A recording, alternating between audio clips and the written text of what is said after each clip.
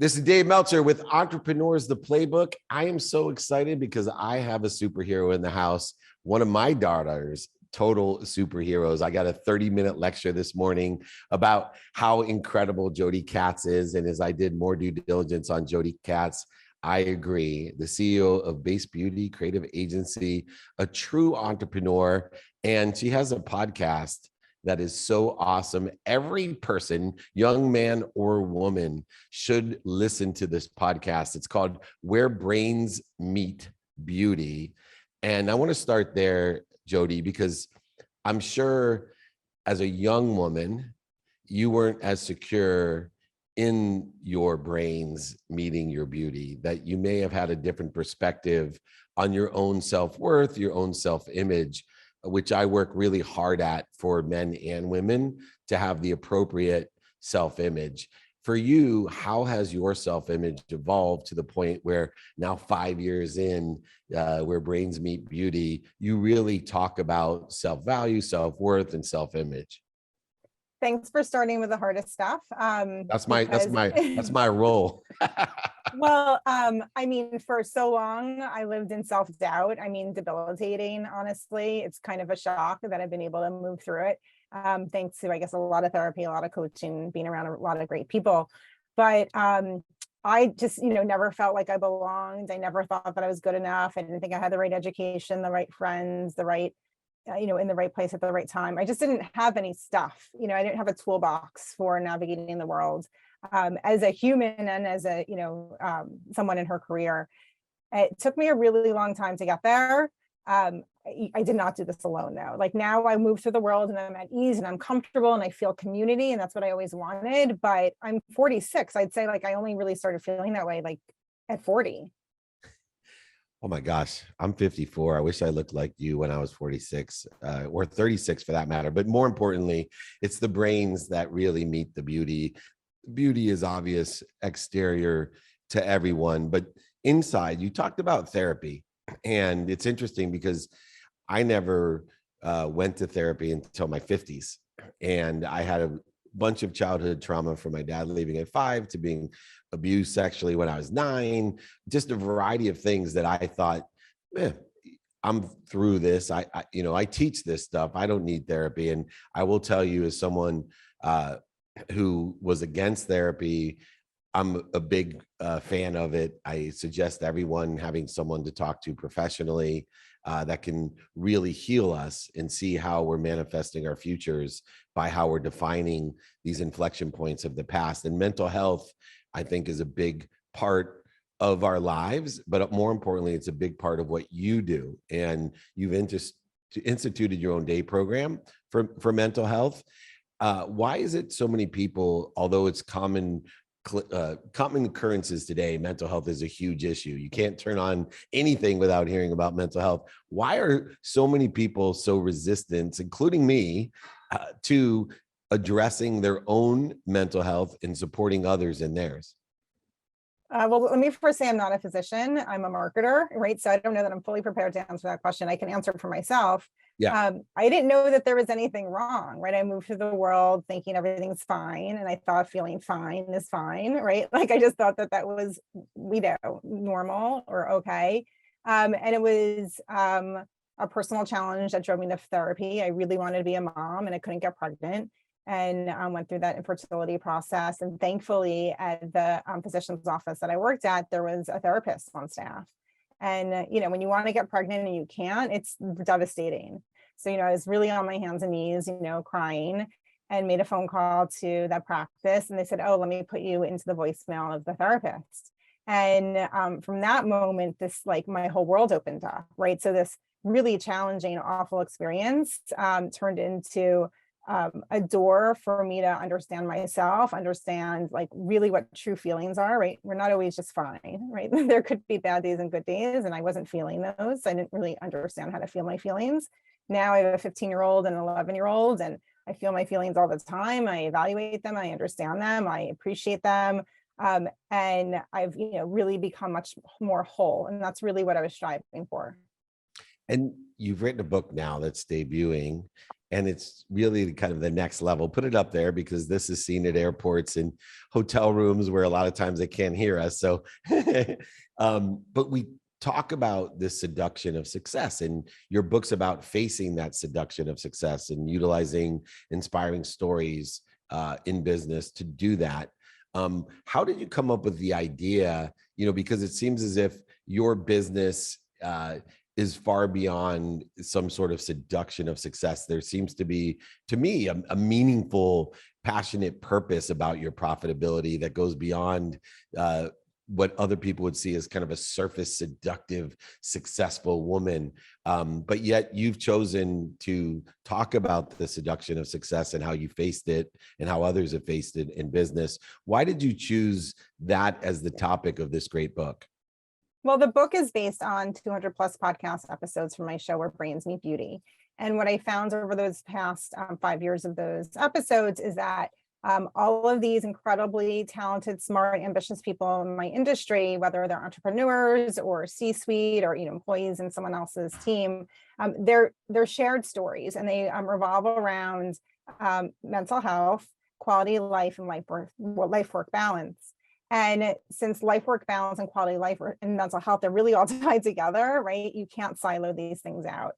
And what I've been hearing from people and experiencing for myself is this seduction in reaching my goals.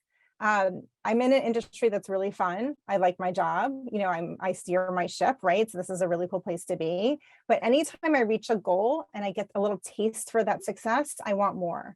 Right. So I think about this in relationship to like how I feel about sugar, right?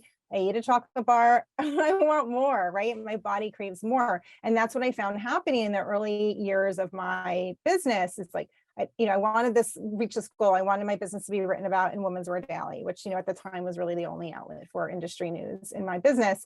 And I got there and I'm like, oh, okay, what else can I get? What else can I eat? Where's the next piece of chocolate? And to reach those next goals, that means more work, more time, right? And well, that's fine. I can work harder. I can have more ambitions and goals. But what is that doing to the other parts of my life that I'm, are equally as exciting to me, right? Like I love my kids, I love fitness, I love travel, I like being with my family. I was really worried and quite concerned about diving too deep into the work and being too seduced by success that it meant I'd be abandoning all the other things that were important to me. So this is the tension that I explore personally. I explore it in therapy, I explore it with my coach, and I also explore it with my guests. And you and I face the same challenges. We're trying to empower young people like my daughter who have dreams, aspirations, and misconceptions about the industries we're in. Both are highly emotionally charged industries. But yet when we have these emotionally charged industries like the beauty industry or the sports industry or entertainment industry, people have these misperceptions and conceptions about the requirements in order to be successful. Because in the end, I always look at the biggest industries in the world as backdrops. And because these backdrops generate trillions of dollars and they're romanticized and amplified as such, they lose sight, especially young people, of the skills, the knowledge, and the desire that it takes to be successful in these industries. Now, I believe that the bigger the industry, the bigger the backdrop, the less competitive it is, because most people go the extra mile every once in a while and then justify why they didn't make it because they talk about a crowded space or a competitive landscape instead of doing it every day. How do you help young people focus in on their inner skills, their own knowledge of what and who, and their own desire, and stray away from the emotional attachment that they have to the romantic misconception of, I want to work in beauty or I want to work in sports? I don't know that I'm the best person to answer that question either. And I'm going to tell you why, because I used to be so driven by just like, what does it sound like on paper? Right. That's really what drove my decision making early in my career. Right. I was in advertising. That was cool. I was in beauty. That was cool. It wasn't until becoming an entrepreneur and like what was really motivating me where I discovered, well, what's very important. Right. So what was important to me at the time, I was leaving a full-time job at a large global beauty company to start my own business. What was important to me at the time is creating a career for myself where I could be the mom I wanted to be. right? And also do great work. So my motivation was to, I guess, have a wealth of flexibility, right? It wasn't about being cool anymore. Cool drove it, the first 10 years of my career. And I guess that was fine. I think, a lot of people are in similar situations. But at the point in my life where I wanted to start a family, but also maintain a career, my decision making was based on how do I spend my time and will I have flexibility? And I don't think I was actually looking for something that was unreasonable either. It just wasn't out there at the time. This is 15 years ago.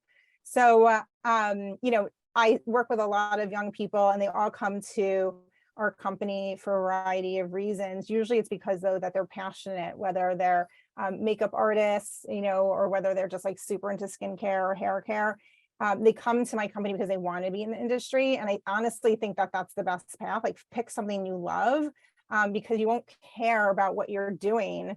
It won't matter if something's admin or a little bit boring that day if you're doing something that's in a world that's super exciting to you. So people can't work at Base Beauty unless they are passionate about beauty and wellness, because they're just going to be bored, right? Like it's not the right place for them. And I would say, like, I can't go get a job at like a car company or for a sports team because I would be bored. Like I don't speak the language. I don't care about it. I'm sorry to say, right? These aren't my worlds. But I can get lost here and have fun, and the clock just like zooms fast through the day. I'm never looking at the clock thinking like, oh my God, is the day going to end?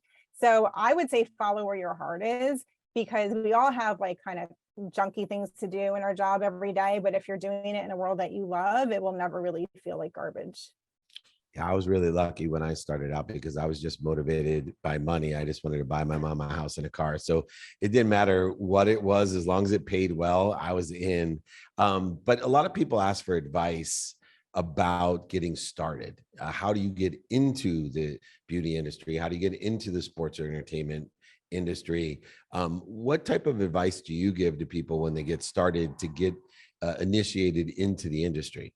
Well, I'd say prove your passion is the first thing. There's a lot of different types of jobs in this industry. You could, want to be a product developer. That's the person who's like actually inventing the goop that's in the jar. You could be in marketing. You can be in finance. Like there's so many different avenues. But if you're having a hard time like building a network, I'd say like get a job at Sephora. Get a job at Ulta. Prove to the world that like you're super passionate about beauty. Get a job at a med spa or at a dermatologist's office answering phones, because then you're going to be so deep in aesthetics. So prove to people that you're very passionate, that you'll take whatever the entry level job is, and you will then be able to find your way into a brand. But you have to start somewhere.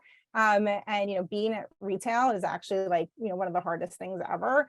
So it would actually, I think, be a huge boon to your future to be able to have that on the ground field experience. It's so interesting because I compare being an entrepreneur when I started to being an actor. And what I say by that is people will say, oh, Dave, what do you do? And I say, well, I'm an entrepreneur. And they say, oh, you're unemployed. Where do you wait tables at? And the same as we do for actors out in California as well. But now I'm 54, and like you, as I went down the Jodi Katz fan club rabbit hole with the inspiration of my daughter, just unbelievably excited about having you on the podcast. I was just studying it going, oh my gosh, Jodi has the same problem I have. And I bet it's probably true if your parents are still around. My mom still doesn't know what I do. And so how do you explain to people you do so much, and it's a little bit eclectic and subjective, but you're truly an entrepreneur. So when people ask you about, what do you do? I'm just curious for my own personal edification. How do you describe what you do? Well, in the early years of being in the beauty industry, I'd say that I get to play with lotions and potions. I mean, that's really what I got to do. One of my first jobs in the beauty industry was as a copywriter.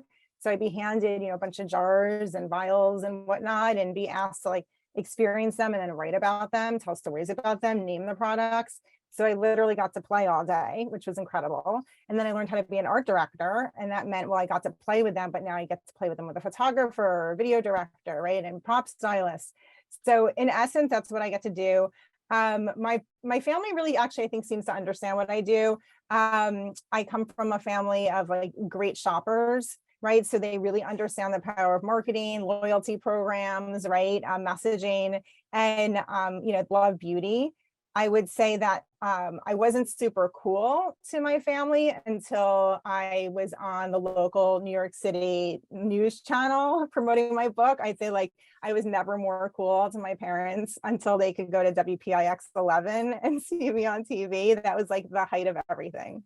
That is so cool. And when you were transitioning, obviously, family members are the first to want the security and stability in our lives. And I always say, just because someone loves us doesn't mean they always give us good advice, but it also doesn't mean that they are looking out for what's best for us because they care too much about it. I call it ignorant arrogance, where our parents don't know what they don't know, but out of arrogance of fear that something could happen to my baby, they give us bad advice and they'll just pick the stable choice. You were the creative director for an extraordinary company that I've done business with, L'Occitane, one of the leaders in their space. And that's not an easy job to leave. How did you deal with friends, family, associates telling you, hey, you're taking way too much risk in starting your own agency?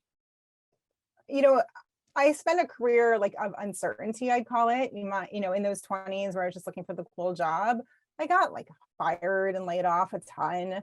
I'd always find my way to doing temp jobs and, random things to make money.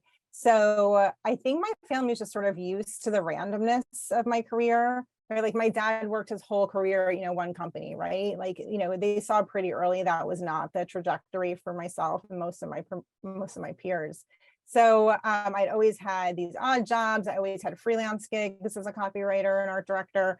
I don't know that they saw this as a risk because they just heard the language of what I was doing all these years. But I didn't feel like I had an option, to be quite honest with you. Like I knew that I wanted to be a parent someday. It wasn't that day, but it was soon. Where was I going to work where I could, be the mom I wanted to be? There's no place to do that. I looked around at the people who had full-time jobs at my company and also had kids. They were coming to the office at 7, leaving at 7. I didn't want that. I just really wanted to be able to take my kid to mommy and me gymnastics on a Tuesday. I just wanted to be able to make these decisions for myself and not be, have someone else's expectations on how that time is going to be spent. So there were no choices back then. I love it. And you took the right choice, invested in yourself, and built an extraordinary business, extraordinary podcast, and now this book as well. I thought maybe we'd finish up with a little bit of a teaser.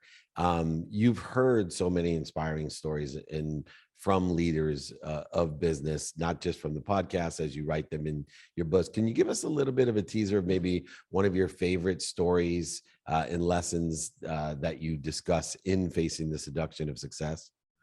Yes, I have. There's so many favorites. It really depends upon the day. But the one that came to mind, as you asked, was a young woman got a job at one of the biggest global beauty brands in the world, one of Estee Lauder's brands. She's super junior. She spent her college years, most of them in China, learning about China and working the China market. She gets to New York for this very entry-level job. She's in a room with the top executives, the top photographer of the time, and is sitting in a space where she's not expected to speak, right? She's just there to watch, and sees their launch campaign for this brand in China. So, 15 years ago, 12 years ago, entering the China market was right, like a huge thing. It still is a huge thing, but this is sort of more of the unknown at the time. She sees their campaign ideas, and she knows they just use the colors of death to represent anti-aging. This is not going to go well. What does she do? Right? She's not expected to speak. Yeah. There's a lot of hierarchy in this organization. So like these stories, are so exciting to me because we've all been there. Right? We've all been in a situation. Maybe it's not even at work. Maybe it's in like school, right? For your kids, or at the gym, or at the supermarket, whatever. Like we've all been in situations where like we're not expected to speak. We're not expected to have a voice in this moment. What do we do? So I won't tell you how that story ends up because it's just such a great one. You'll have to read the book to see. But I need these lessons, right? There's another person on the show. We're talking about life-work balance. How does he shut it off when he walks through the door every day after coming in from the office? And he said, every time I press the garage door opener, it's my body's signal to stop working, right? Like, so he made this like really physical cue to shut things off, go see his kids, go for a bike ride, whatever it is. I need this help. I can't do this alone. And that's why this podcast has been like free coaching and free therapy for me. I get that. And you're doing such an extraordinary job. But I think it's indicative of someone who knows that they're happy, healthy, wealthy, and worthy, and figuring out what they're doing to interfere with it. A true abundant attitude by giving back to so many people with your podcast and now your book. Check out the book. They can, I assume, find it everywhere. Facing the Seduction of Success, inspiring stories on leading in business while living your life. It released in June, actually, so it's available everywhere. Thank you so much. The incredible, did not let me down, or my daughter, Jodi Katz. Come back and visit again. She's the CEO of Base Beauty Creative Agency. Check out her book, her podcast. Thank you so much. We'll see you soon. Thank you.